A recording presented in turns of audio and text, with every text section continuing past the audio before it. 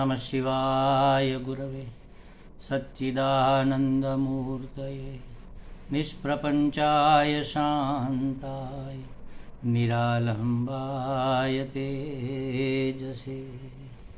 हरिओम प्रभु जी। आज के इस अध्यात्म प्रश्न परिषद में आप सबका स्वागत है। आज का प्रश्न बेंगलोर से ज्योति गुप्ता जी का है। उन्होंने पूछा है, हमसे अनजाने में जो पाप कर्म हो जाते हैं, जैसे टहलते वक्त छोटे छोटे जीव जंतु जो आसानी से दिखते भी नहीं है, वे हमारे पैरों के नीचे आकर मर जाते हैं, क्या उनके कर्म फल भोगने पड़ते हैं या नहीं? और यदि भोगने पड़ते हैं तो ऐसे कर्मों से कैसे बचा जाए जो हमारे न चाहते हुए भी हो जाते हैं? बहुत अच्छा प्रश्न है। इसका उपाय शास्त्र में कई जगह बताया गया है, कई बार कई महात्माओं ने भी बताया है, लेकिन हमने उसकी तरफ पूरा ध्यान नहीं दिया है। देखो प्रभु जी, कोई भी कर्म करेंगे, हम कोई भी क्रिया करेंगे, समझ लो उसमें हिंसा होगी ही होगी। जैसे आप झाड़ू लगाते हैं तो उसमें भी छोटे छोटे जंतु, चींटी या मच्छर का, बिल्कुल मच्छर भी नहीं, मच्छर का बच्चा वो झाड़ू में आकर मर जाता है पीसकर। आप मटकी की सफाई कर रहे हैं, मटका साफ कर रहे हैं, अगर समझो कि मटका पानी का भरा है और आप कहीं बाहर गांव चले गए, किसी और जगह चले गए और 8, 10, 15 दिन के बाद वापस आए, तो पुराना पड़ा हुआ पानी उसमें जंतु हो जाते हैं और घड़े के बाहर जो भेज पानी का लगा रहता है उसमें काई जम जाती है, तो वो जलकृत जीव है वह उसमें होते हैं, साफ करने में वो मर जाते हैं। अब तो गैस आ गई, वरना पहले तो चूल्हा जलाया जाता था लकड़ी उसमें डालकर, तो लकड़ी की पोल में कहीं छिद्र होता था, कहीं उसके अंदर एक कोई जंतु रह गया और हमने जला दिया तो हिंसा हो गई। ऐसे तो कई तरह के, जैसे हम सब्जी काटते हैं तो उसमें कभी छोटा सा कोई कीड़ा रह जाता है, पता भी नहीं चलता कई बार, और वह रसोई में हम चढ़ा देते हैं तो जलकर मर जाता है। तो ऐसे तो कई बार हिंसा हमसे हो जाती है। ऐसी हिंसाओं से कैसे बचा जाए? तो महाराज, ऐसी हिंसाओं से, जैसे आपने कहा कि हम घूमने जाते हैं, वॉकिंग करने जाते हैं, तो पाँव के नीचे आकर कोई जंतु मर जाता है, उससे कैसे बचा जाए? तो ये पॉसिबल नहीं है, इससे बच ही नहीं सकते। तो क्या इसका कोई उपाय नहीं है? और आपने पूछा है कि क्या ऐसे कर्मों का फल जो अनचाहे हमसे हो जाते हैं, न चाहते हुए भी हमसे जो कर्म हो जाते हैं उसका फल भोगना पड़ता है? तो महाराज, कोई भी कर्म परिणाम दिए बगैर नहीं रहता, मतलब कि उसका फल भोगना ही पड़ता है। भगवान ने गीता जी में भी कहा कि कोई भी कर्म निरर्थक नहीं जाता, चाहे चाह कर किया हो, अनचाहे किया हो। चाह कर किया हो तो उसका परिणाम भयंकर होता है, अनचाहे हो जाता है, बिना पता चले हो जाता है, बेदरकारी से हो जाता है, या प्रमाद से हो जाता है, या गलती से हो जाता है, तो उसका परिणाम थोड़ा लाइट होता है, इतना भयंकर नहीं होता, लेकिन परिणाम तो आता है, उसका कर्म का फल तो आता ही है, और जिसके हाथों कर्म हुआ है उसको भोगना ही पड़ता है। अगर हमारे अंदर इस देह में आत्मबुद्धि है कि यह देह मैं हूँ, तो इस देह के पांव से कुचले जाने वाले जंतु की हिंसा का फल हमें भोगना पड़ेगा। तो उससे मुक्त होने के 2 उपाय हो गए कि अगर हम इस देह में आत्मबुद्धि नहीं रखते हैं, इस देह को मैं नहीं मानते हैं, मैं तो इस देह को धारण करने वाला, इसका दृष्टा, ज्ञाता, इसका साक्षी मात्र हूँ, ये 5 महाभूतों का पुतला परमात्मा ने बनाया है किसी हेतु के लिए, उस हेतु को पूरा करके ये चला जाएगा, तो फिर उसका फल हमें नहीं भोगना पड़ेगा। एक उपाय कि इस देहात्म बुद्धि को त्याग दो तो कोई कर्म फल आपको चिपकेगा नहीं। दूसरा उपाय, अब जब तक ये नहीं हुआ है, देहात्म बुद्धि जब तक हमारी नहीं छूटी है, ये आपने जो पूछा ये गृहस्थी की बात है, तो उसके लिए भी एक उपाय परमात्मा ने बताया है, शास्त्रों ने बताया है। उस उपाय को प्रायश्चित कर्म कहते हैं। प्रायश्चित कर्म माने क्या कि या तो हम प्रायश्चित कर ले, हर महीने एक दिन ऐसा तय करें कि इस महीने में जो भी हमसे जाने अनजाने कोई हिंसा हो गई है तो उसकी हम क्षमा याचना करते हैं, और आज हम उसके लिए परमात्मा को प्रार्थना करेंगे और हम जप करेंगे। जप भी इसका बहुत अच्छा उपाय है, अनजाने में हो जाने वाले पाप कर्मों से मुक्त होने का उपाय। ये हमारे गुरुजी ने हमें बताया था कि 1-2 माला 3 माला सुबह शाम कर दिया करो, ऐसे ही किसी कामना के कारण नहीं, लेकिन अगर हमसे कोई गलती हो गई है, हमसे कोई हिंसा हो गई है तो उससे हे परमात्मा हमें मुक्त करो, हमें क्षमा करो, ऐसा करके कोई एक अपने इष्ट देव के नाम की माला जप कर लो, तो ये इससे बचने का उपाय है। दूसरा उपाय है, मैंने जो कहा कि हर महीने या हर सप्ताह कोई एक दिन ऐसा तय करो जो प्रायश्चित कर्म के रूप में आप उस दिन उपवास करोगे, प्रार्थना करोगे और थोड़ा तपोगे, कोई विषयों का भोग नहीं करेंगे। आज हम उपवास करेंगे, 5 इंद्रियों का उपवास, 10 इंद्रियों का उपवास, किसी की निंदा नहीं करेंगे, किसी से ईर्षा नहीं करेंगे, ऐसा 11 व्रत लेकर, इसको एकादशी भी कहते हैं। तो एकादशी कर लो, दर 15 दिन में आती है, तो ये भी प्रायश्चित कर्म है, उससे पुण्य भी पैदा होता है और पाप भी नष्ट होता है। एक और उपाय हमारे शास्त्रों ने बताया है कि गृहस्थी है तो चूल्हा भी जलाना पड़ता है, झाड़ू भी लगाना पड़ता है, मटका भी साफ करना पड़ता है, अनाज भी साफ करना पड़ता है, तो उसमें कोई ना कोई कीड़ा, कोई जंतु रह जाता है या मर जाता है। या तो किसान है तो खेतीबाड़ी में तो कितने जंतु मर ही जाते हैं, वो चारा काटते हैं या फसल काटते हैं या हल जोतते हैं, तो उसमें कई जंतु इधर उधर हो जाते हैं। तो इन सब के लिए एक उपाय हमारे शास्त्रों ने बताया है, पंचयज्ञ। पहले के ज़माने में लोग ये सब करते थे, इसलिए देखो पहले के ज़माने के लोग कितने निर्मल थे, कितने भोले भाले निर्दोष थे कहने का मतलब। और हम तो दोषपूर्ण है, उसको दोष लगता होगा, लेकिन उन्होंने ये 5 यज्ञ किया।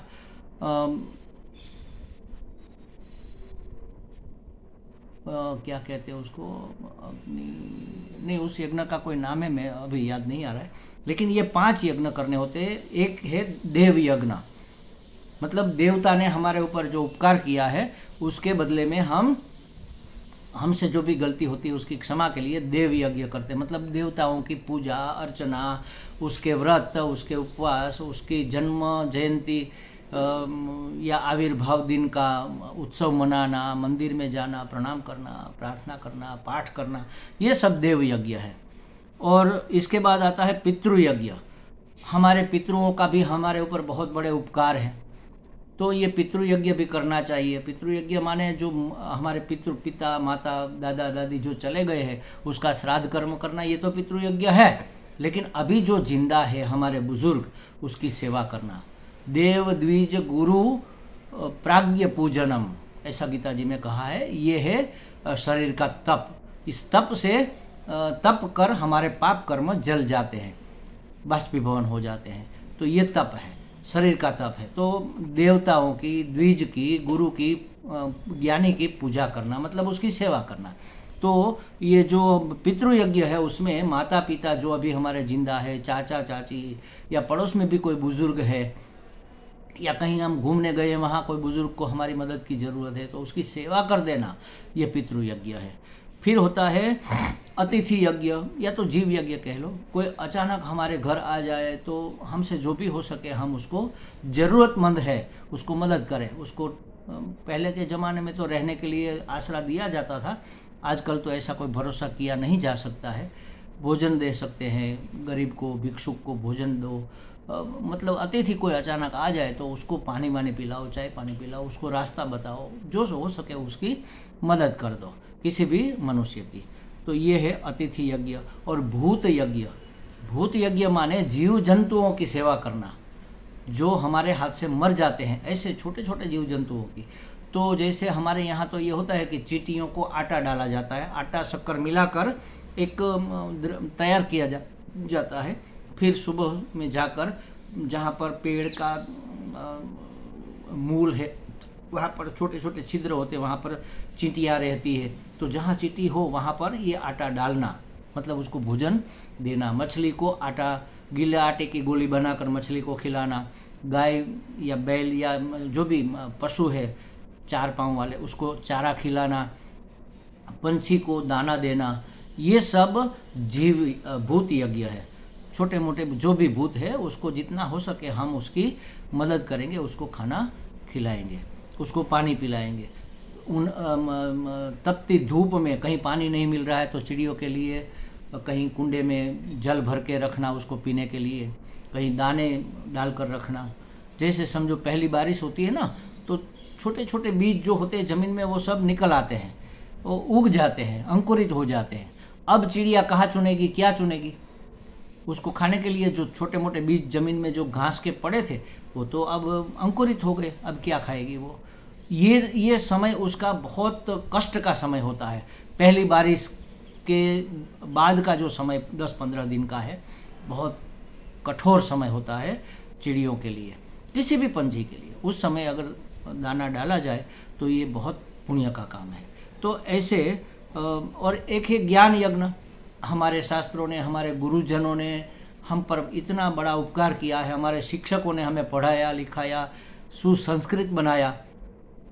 तो उसके लिए हो सके तो किसी महात्मा के प्रवचनों का अरेंजमेंट करें, हम उसको सुने, किसी और को भी सुनावे, और अध्ययन स्वयं करे, अध्यापन करे, डेली पाठ करे, गीता जी का पाठ करे, विष्णु सहस्त्र नाम का पाठ करे, शिव महिम्न स्तोत्र का पाठ करे, पुरुष सूक्त का पाठ करे, गणेश अथर्व शीर्ष, देखो ये भाद्रपद चल रहा है तो इसमें तो गणेश उत्सव आता है, तो गणेश अथर्व शीर्ष अत्यंत उत्कृष्ट कोटि का ये स्तोत्र है, इसका पाठ करना चाहिए, इसको पढ़ना चाहिए, इसको गुनगुनाना चाहिए। तो ऐसे जो भी हमसे हो सके ज्ञान के बारे में, ज्ञान अपने बच्चों को, अपने पड़ोसियों को मौके आने पर डायरेक्टली नहीं तो इनडायरेक्टली बांटते रहना चाहिए। तो ये पंच यज्ञ करने से हमारे पाप कटते हैं। अनजाने में हो गए जो दोष है, जो हिंसा हो गई है, उसके लिए आप व्रत करो और जप करो। ये जप सबसे उत्तम उपाय है। कई बार हमने अनजाने में किया, नासमझी में भी किया होता है ना। अभी तो अनजाने में हो जाता है, लेकिन पहले तो नासमझी थी। जैसे समझो कि हमारे यहाँ एक बार एक साधिका ने स्वामी जी से पूछा कि स्वामी जी पूर्वाश्रम में, मतलब अब वो बूढ़ी है, जब जवान थी उस समय उसने कहा कि हमारे घर में, गांव में रहते थे, हमारे घर में बहुत सारे चींटे निकलते थे। छोटी चींटी नहीं, उससे बड़ा जो काला होता है चींटा, ढेर सारे निकल आते थे। तो छोटे छोटे बच्चों को तो वो काट भी लेते हैं। तो हमारी सास ने कहा कि इसके ऊपर डीडीटी डाल दो ताकि ये भाग जाए और मर जाए। तो हम डाल देती थी और वो मर भी जाते थे, और पूरा भर भर के हम उसको बाहर फेंक कर आते थे। उस समय हमें अक्ल नहीं थी कि मारना नहीं चाहिए। अब ये पाप हो गया, अब हम क्या करें? अब हमें समझ आई। तो स्वामी जी ने बताया कि नासमझी में या बेवकूफ़ी में या अनजाने में जो भी दोष हो जाते हैं, जो भी हिंसा हो जाती है, उसके लिए आप प्रार्थना पूर्वक जप करो। तो ये हमारे गुरु जी का बताया हुआ उपाय है। सब लोग ये कर सकते हैं। जब तो 1-2 माला तो ऐसे ही बिना किसी संकल्प के प्रायश्चित के रूप में कर लेनी चाहिए। व्रत उपवास भी इसी हिसाब से होते हैं, पुण्य प्राप्त करने के लिए तो होते हैं, लेकिन प्रायश्चित के रूप में भी व्रत उपवास कर लेना चाहिए। और ये पंच यज्ञ हमें करना चाहिए। जब भी मौका मिले ये थोड़ा बहुत करते रहना चाहिए। किसी की मदद करना, किसी की सहायता के लिए सदा ही हमारे दिल में करुणा हो। हमारा दरवाज़ा हमेशा के लिए, दिल के दरवाजे खुले होने चाहिए। बेवकूफ़ी हमें नहीं करनी है, किसी अनजान को अपने घर में आसरा देकर फिर मुश्किलें, समस्याएं मोल लेना, ऐसा मैं नहीं कहता। लेकिन जितना हो सके हम उसको मदद रूप हो सकते हैं। किसी को भोजन करा दिया, किसी भिखारी को, किसी साधु जो भीख मांगने आया है तो उसको भिक्षा दे दी, किसी महात्मा का प्रवचन सुन लिया, या तो उसके ज्ञान यज्ञ का आयोजन कर दिया, या तो कहीं ज्ञान यज्ञ चल रहा है किसी महात्मा का, तो हम अपने परिवार के साथ जितने लोगों को ले जा सके ले जाए। पड़ोसियों को भी बताए कि भाई चलो सत्संग चल रहा है, बहुत अच्छा है, भागवत चल रही है, बहुत अच्छी है, भगवान का नाम सुनेंगे, पुण्य मिलेगा। जितना समय हो उतना चलो, 1 घंटा, आधा घंटा, 10-15 मिनट का समय है तो 10-15 मिनट आ जाओ, उसमें कोई नुकसान तो है नहीं। तो ये भी ज्ञान यज्ञ का फल हमें मिलता है। हम नहीं कर सकते हैं, अरेंज नहीं कर सकते हैं, उसका खर्चा या व्यवस्था नहीं उठा सकते हैं, तो जिसका जहाँ चल रहा है उसमें लोगों को प्रेरित करना, ये भी ज्ञान यज्ञ, ज्ञान बांटने का काम। और एक और भी है, जैसे हमारे यहाँ तो लोग बहुत करते हैं।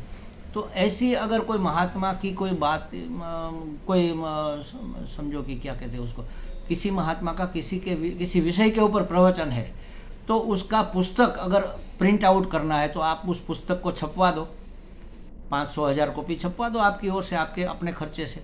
तो ये बहुत बड़ा ज्ञान यज्ञ है हमारे, पुस्तक छपवा देना अध्यात्म की, किसी महात्मा के प्रवचनों की, तो ये बहुत बड़ा ज्ञान यज्ञ है।